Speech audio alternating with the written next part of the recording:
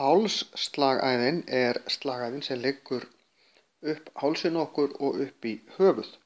Hún er gríðarlega mikilvæg því að hún kemur með blóð, súrefnisríkt blóð frá hjartanu og upp í heila. Við getum fundið hálsslagæðina með því að finna púlsinn til hliðar við barkann í okkur og þær eru í raun tvær sitt hvoru megin.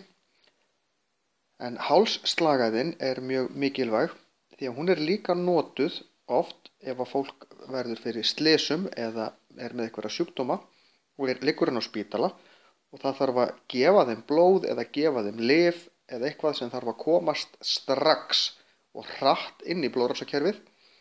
Þá er stundum settur upp leggur sem kallað er, þá er stungið stórri nál í hálsslagæðina sem er hægt að tengja þá blóðpoka eða eitthvað annað við sem að legur þá beint inn í blóðrásina. Svona kemst þetta miklu hraðar inn heldur en ef það er settur upp svona leggur eða nál til dæmis í hendina á okkur þó að það sé miklu oftar gert því það er gert ef það þarf bara að koma litlu inn í einu. Þá er alveg nóg að nota hendina en við notum hálsslagæðina þegar við þurfum að koma miklu inn og hratt og það skilir sér mjög hratt inn í líkamsstarfsemina.